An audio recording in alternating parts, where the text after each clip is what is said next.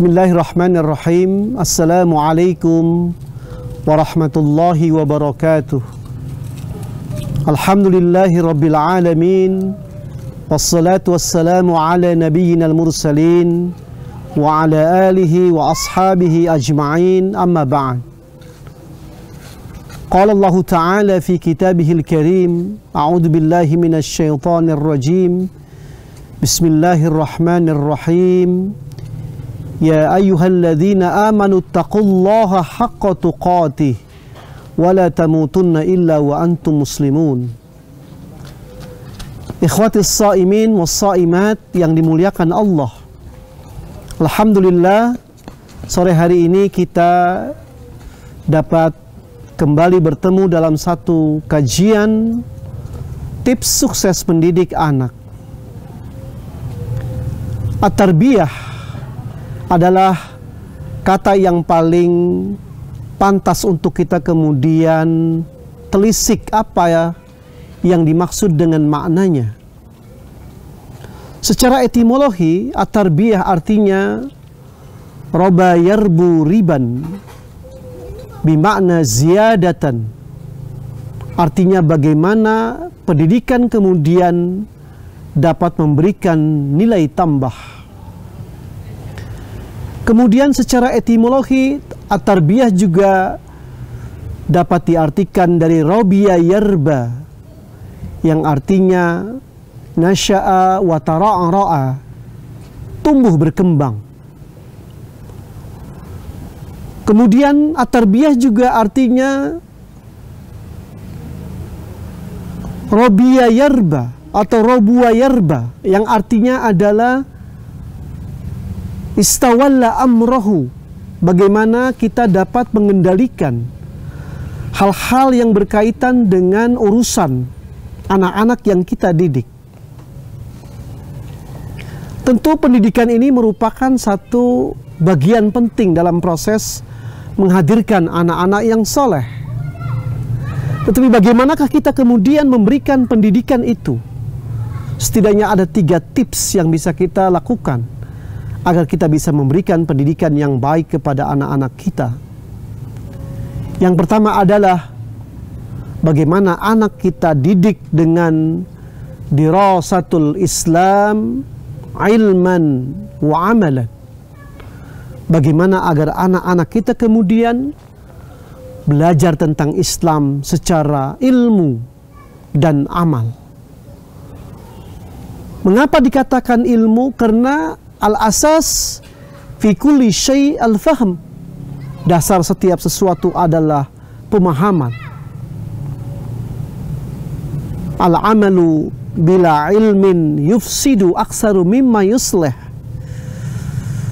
Seseorang mengamalkan sesuatu tanpa dilandasi dengan ilmu akan lebih banyak merusak daripada memperbaiki.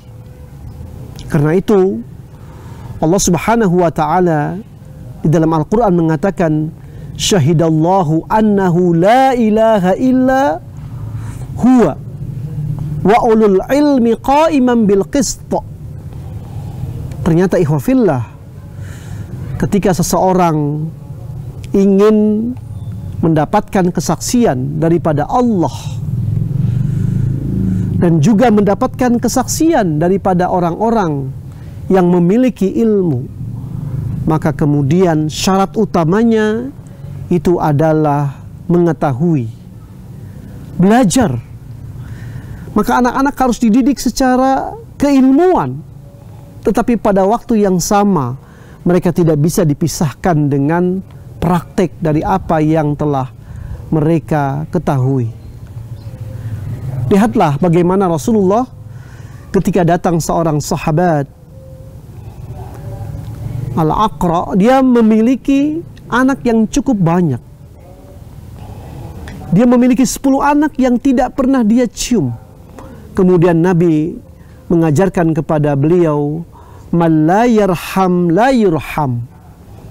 Kemudian ketika beliau mendatangi anak-anaknya, maka beliau membelai dan mencium anak-anaknya tersebut. Siapa yang tidak menyayangi, dia tidak akan disayangi. Nabi mengajarkan ilmu tapi Nabi kemudian mempraktikkan daripada ilmu yang telah diajarkan.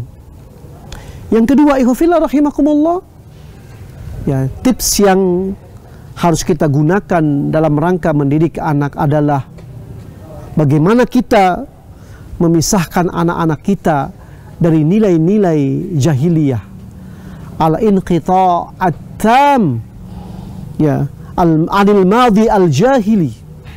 Bagaimana kita memutus mata rantai nilai-nilai yang dapat merusak anak-anak kita. Jangan sampai kemudian kita mengetengahkan contoh-contoh yang tidak baik.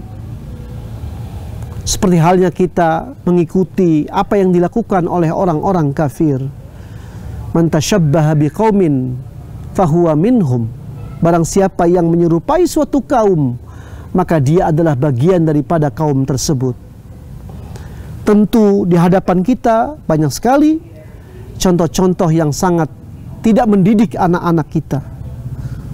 Satu contoh yang paling sederhana, ikhwafillah rahimakumullah, ketika seorang anak yang akan menaik kendaraan yang kendaraannya tersebut penuh, berjubal dengan orang, kemudian sang kondektur dengan ringan mengatakan kepada anak yang akan menaiki bus, dia katakan mobil masih kosong, Anda masih bisa naik. Ini adalah salah satu cara yang paling berbahaya ketika kita kemudian mengajarkan kepada anak-anak satu cara-cara yang tidak jujur, ya, kepada anak-anak kita. Anak-anak kita kemudian akan terbiasa dengan hal-hal yang tidak baik, dan kemudian mereka menjalankan praktek-praktek yang tidak baik tersebut. Kemudian yang ketiga, ikhwafillah rahimakumullah, tips bagaimana kita mendidik anak-anak kita agar mereka menjadi anak-anak yang saleh adalah al-wuquf amamal Qur'an mauqifal jundi amamal qa'id. Bagaimana kita mengajarkan kepada anak-anak kita agar ketika anak-anak kita berdiri tegak di hadapan Al-Quran, ketika mereka melihat Al-Quran, ketika mereka memandang Al-Quran, maka sejatinya Al-Quran disamakan dengan berdirinya seorang tentara di hadapan komandannya. Tidak ada kata penolakan terhadap Al-Quran. Quran adalah sebuah pedoman yang mutlak harus dijadikan sebagai pegangan yang tidak boleh sedikit pun orang bergeser daripada pedoman itu. Biasakan anak-anak kita mencintai Al-Quran.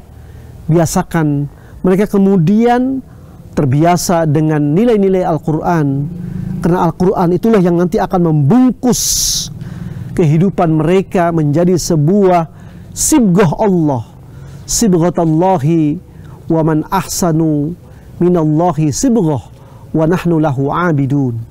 Tidak ada celupan yang paling baik, tidak ada celupan yang paling sempurna kecuali daripada celupan yang telah dipersiapkan oleh Allah Subhanahu wa Ta'ala. Itu ada di dalam Al-Quran Al-Karim.